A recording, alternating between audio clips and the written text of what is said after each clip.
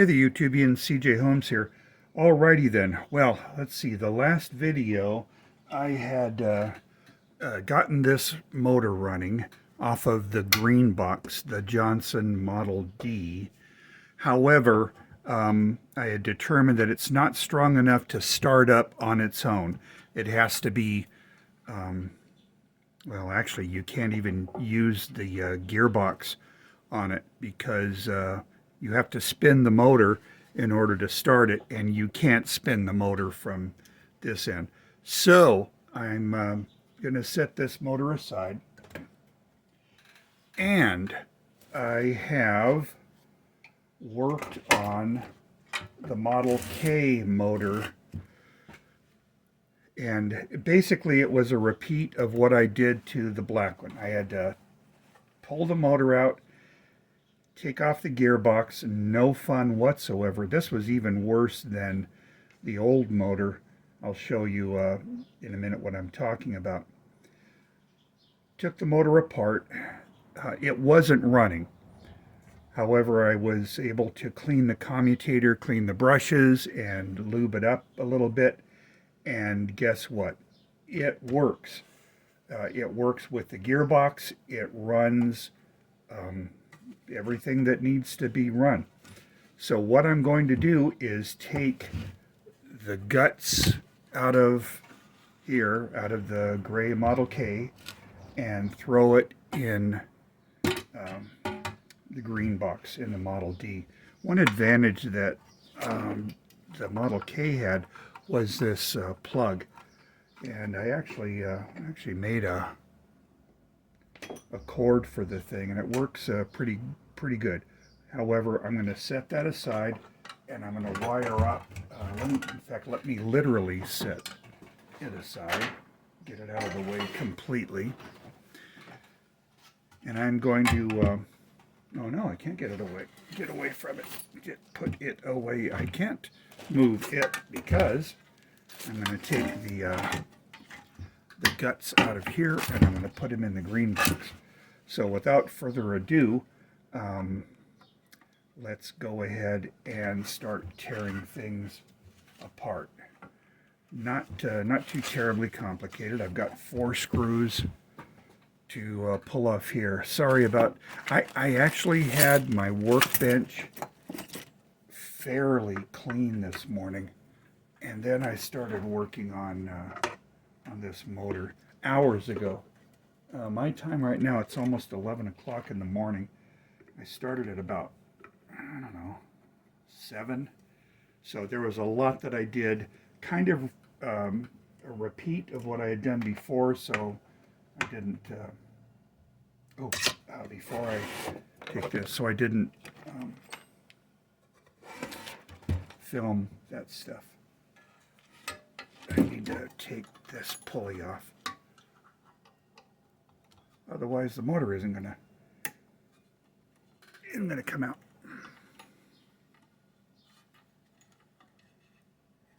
Okay, and that's out of the way. Let's take the remaining screws off. My kitty cat, Princess Jewel of the Nile, is snooping around. Hi, kitty. This, I don't know if she's a stray or belongs to somebody else or belonged to somebody else. Little black cat. Anyway, she hangs around here most of the time. Very affectionate cat. And she's the alpha female of the troop of 3 cats that I have. Anyway, so where are we now? All right, cool. Got the motor out. So now I've got to take the contactor out. Takes 4 screws there. Interesting how this thing works. When I get it wired up, I'll show you all what's involved in this mechanism and that little rod that goes up and down.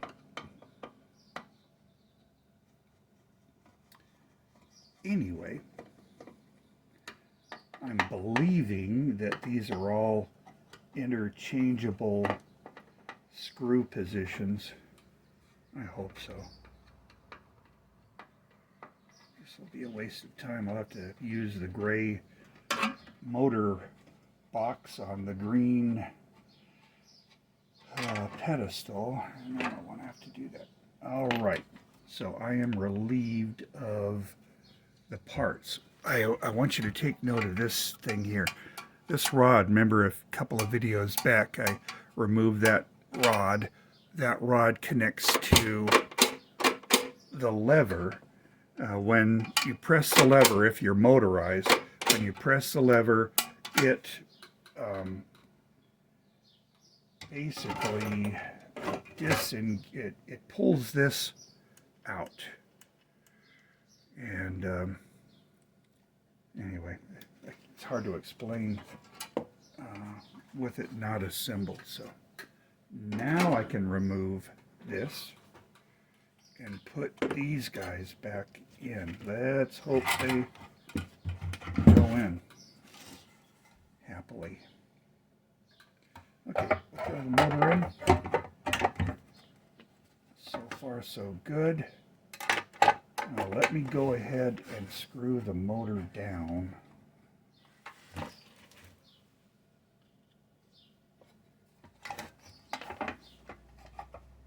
I don't have it flopping around.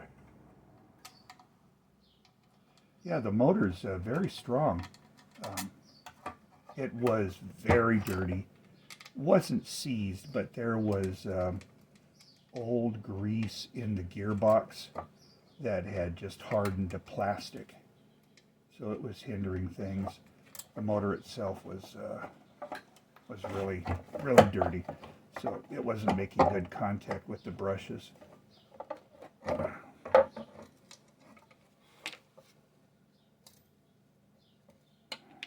try it again.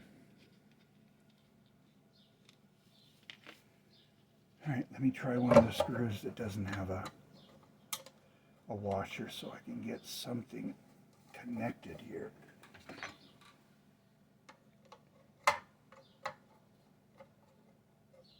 Both boxes came with 3 screws with washers and 1 without. I don't know if that's a coincidence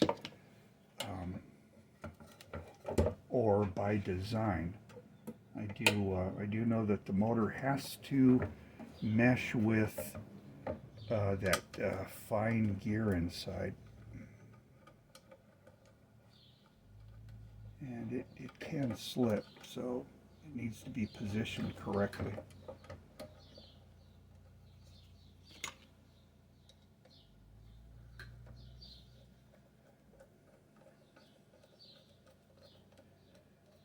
Yay. Post office is almost here, and today they're delivering a 1957 Precision U.S. Navy Frogman model kit. I've been coveting it for a long time. The kit itself was released by Glencoe back in like 1991. They just took the Precision company molds, cleaned them up, and issued them with a nice new box under the title U.S. Navy Seal, I think. Same model though, the Precision markings are still on one of the parts. So anyway, I'm looking forward to that vintage box and instructions and model coming in. All right, now the motor is installed, and I'm looking here. That should mesh very closely, and I don't think it is, so let me loosen it a bit.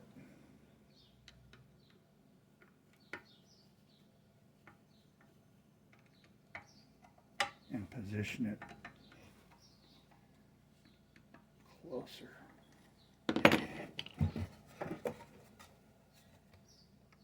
Yeah, see, it's not even, finishing now. Now it feels like it's engaged.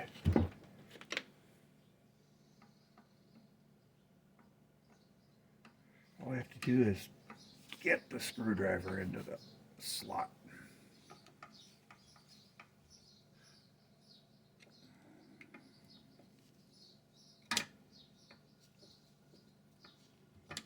Okay.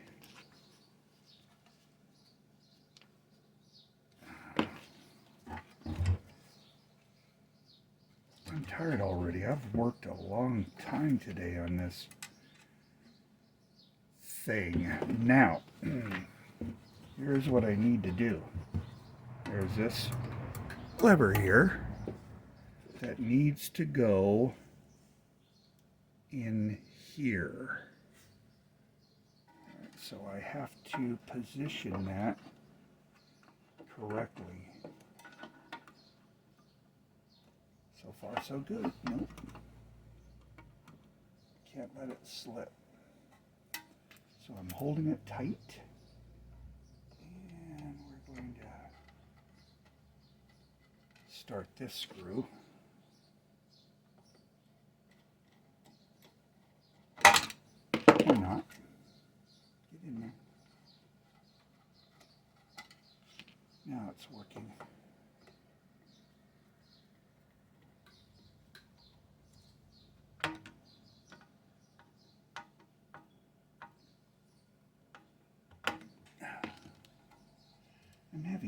I think I'm tired.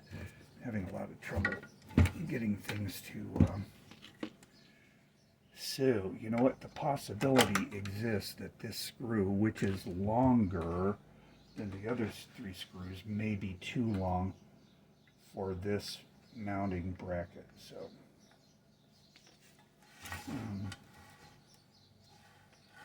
got to take a little step backwards here. Let me go ahead and put these guys in.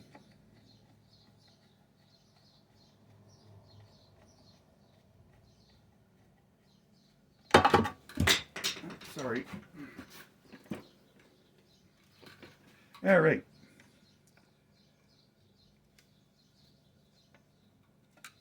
Pull you out.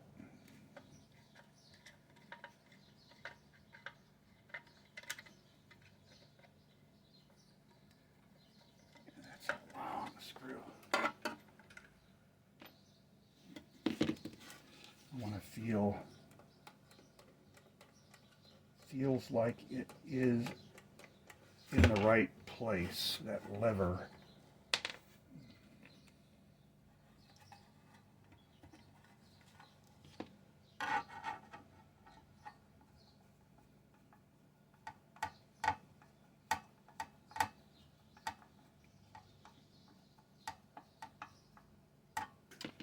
Alrighty. Let's put you in. There.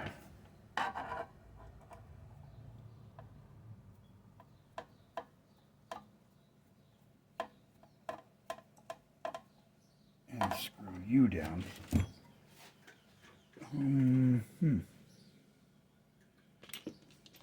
Let me search for a shorter version of this. I'll see you on the other side. Okay, I'm back, and I did find a screw, and all 4 screws are in. This little bracket wasn't holding anything down in the gray box, so I've discarded it. That's probably why it had a longer screw, was to accommodate that.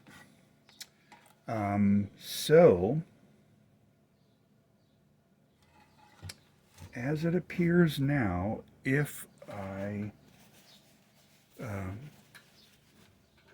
a cord there, I got some wire here that I've prepped. It's just speaker wire, but it works pretty good. So I've got these connected here. Just going to do a little temporary connection here. And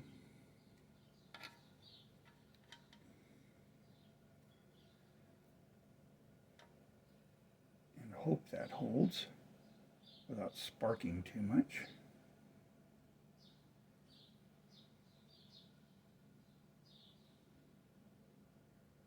I'll clean this up, of course, before I do anything else. Not before I do anything else. Before I complete the assembly, I'm going to do a lot of stuff before I clean these guys up. So now, can we see that? Let's go ahead and I'm going to trust that things will work. So let's put the pulley back on. Let's not lose that set screw.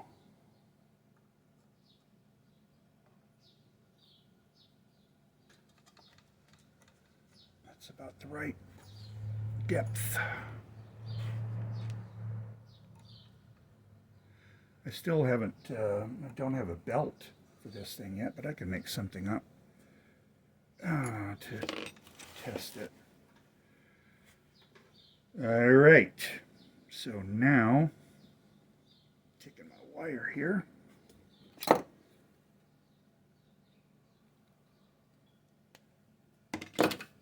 Okay.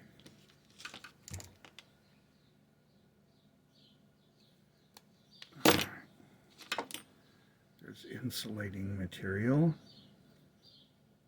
Again, like I said, these are speaker wires.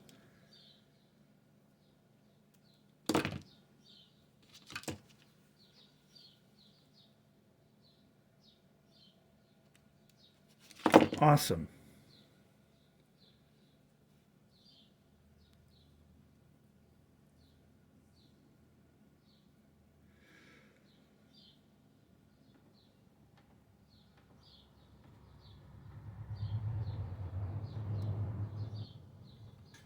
Alrighty, so let's try to prop this up. Here, I need to be able to get to this, so I'm going to turn you like this. Okay, I can get to that. I'm not touching anything there.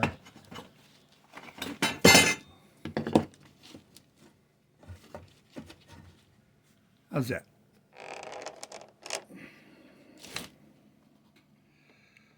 So I have a trusty battery here. Trusty, it's a battery that doesn't work very well, I think. It's a reject from one of my son's motorcycles. Yeah, right. So if things are proper, as soon as I touch the other pole of the battery, it should be running. Let's see what happens. There it goes.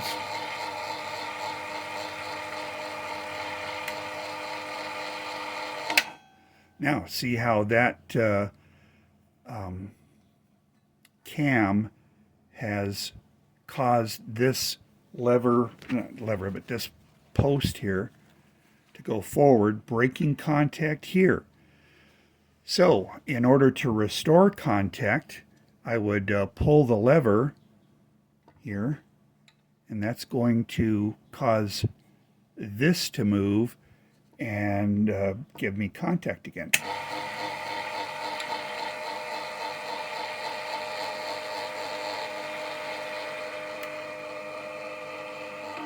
Isn't that pretty?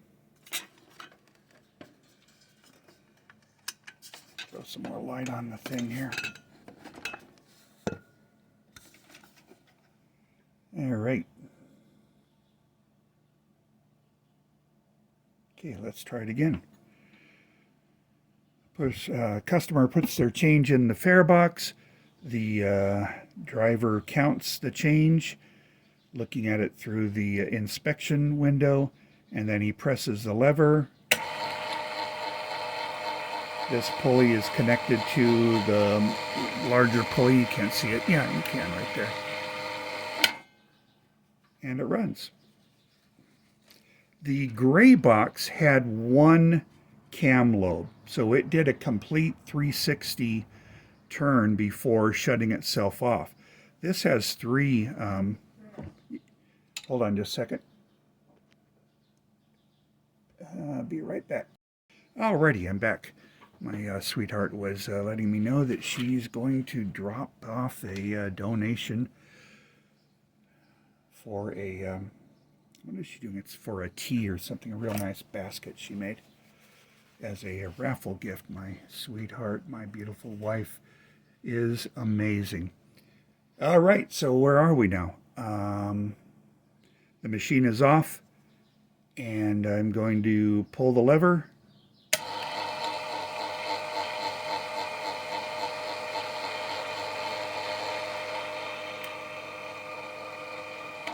Shuts itself off. Isn't that cool? Alrighty, so I have a working motor. Let me clean this stuff up and get this ready to mount in my farebox, and I've got something to show you with that. See you on the other side. Alrighty, I have this fairly secure here. I think I'm going to put these kind of out of the way here so they don't get trapped in anything, and let me get a couple of tie wraps.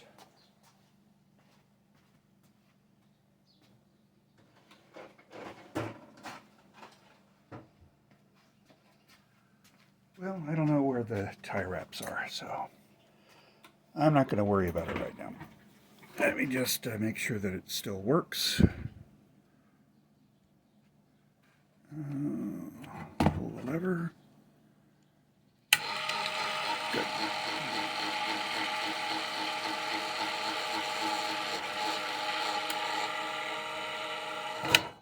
Awesome, that works great.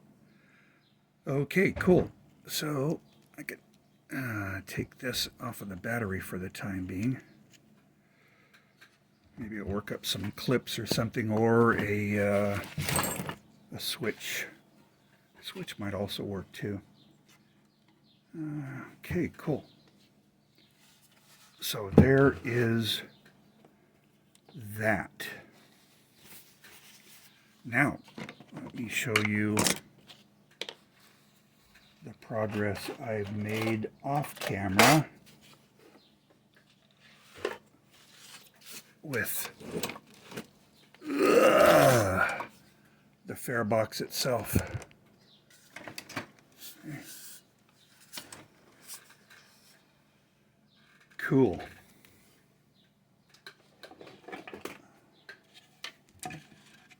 I think I'd rather have it level. But guess what? I got it working. Okay, it turns nicely.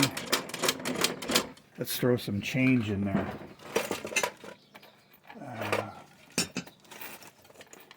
Here are a couple of some small tokens. See that? A little bit smaller than a dime. There's a nickel. Looking for a quarter. Okay, there's another token, penny. There's another nickel. Yeah, throw some more pennies. And anything more change? I got change all over the place. Of course, now I can't find what I want. I'm looking for another quarter. But anyway, I've got a fair amount of change here that will go on top here. I'll press the lever and manually crank this thing. Hopefully, you'll be able to see things happen. Here we go. Token. There's a penny.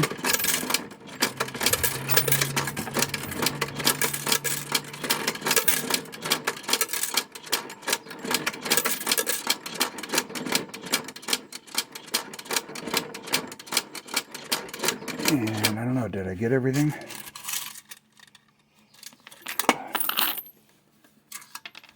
Okay, we'll do things one at a time here. How's that? So let's throw a quarter in. I'm at 63 $546.63. So I should see 63 turn to what, 88? Oh.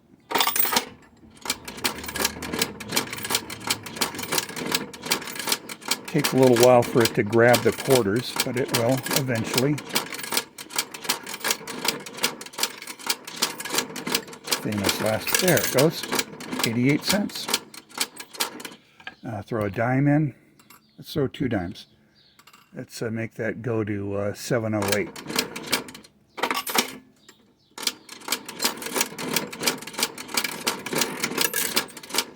One dime and 2 dimes. Let's put a token in. That's at 2,636 tokens.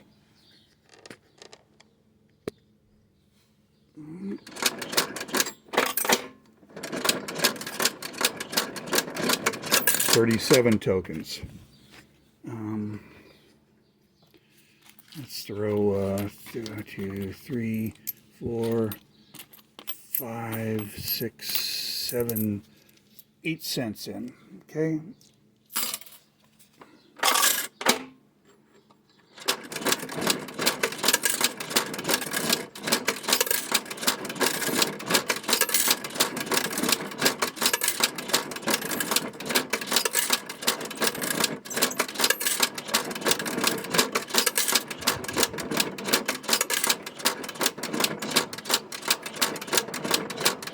I think that's all of them. And let's throw a couple of nickels in. So we should go up to 26 after that.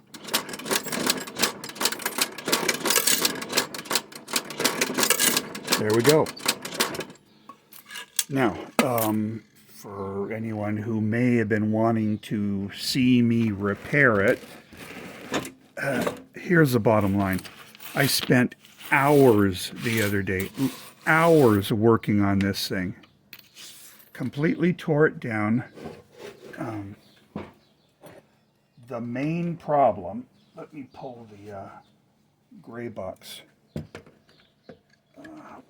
mechanism out. Here was the main problem. All right. So this is the, I don't know what you call it. It's the plate that catches the coins. For example, there's a quarter position, and that's too small. There's a 1/4 position. All right, let's find a nickel. There's a nickel position. And then I think the next size would be a penny. All right. And then we would have a dime. Let me get these out of the way. A dime would catch here. And then lastly, the smallest would be a token. Oh, wait a minute. The dime goes here. Or where does the dime go? I'm mixed up now. There's the dime. What did I miss?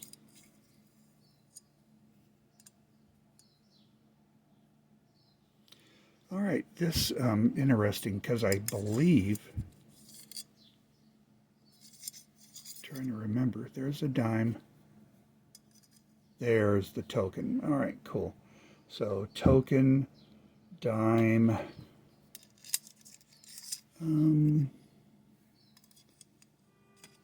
penny goes there.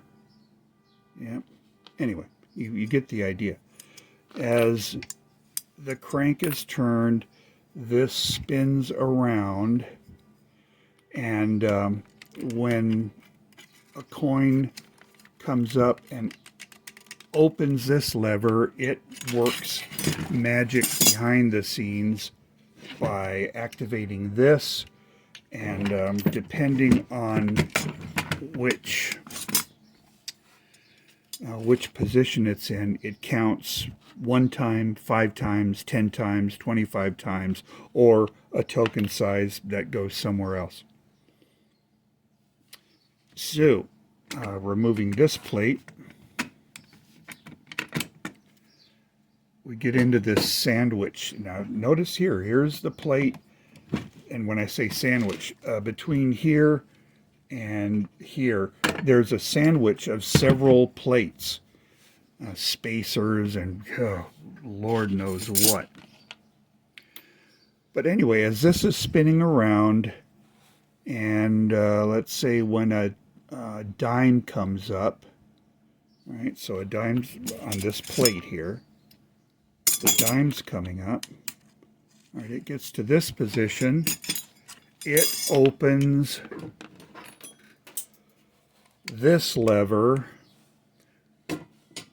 which pulls this forward and turns this 1, 2, 3, 4, 5, 6, 7, 8, 9, 10 times. Here is the nickel position. If that nickel position was there, 1, 2, 3, 4, 5. This one, see, this box counts quarters, dimes, nickels, pennies, small tokens. This box counts, I'm not even sure if it counts tokens yet. Haven't got it working. I'm going to try to get it working. It counts pennies, nickels, 5, dimes, 1, 2, 3, 4, 5, 6, 7. Oh, and dimes are here. 4, 5, 6, 7, 8, 9, 10. 1, 2, 3, 4, 5, 6, 7. I don't know what this is. I do know that this gray box separates quarters, has a separate counter for quarters. Anyway, what was wrong with this one? The main thing wrong was this ring here. And you can see that it's made out of pot metal. It's cheap. It had swollen. It had locked up itself in here, and so nothing was turning. So I had to remove it, take the ring from this box, and also clean up all the mechanisms, the counters, the registers. They needed to be soaked in, I soaked them in kerosene. I lubricated them and put everything in the right place. Hopefully there'll be a video showing a successful repair of the gray box.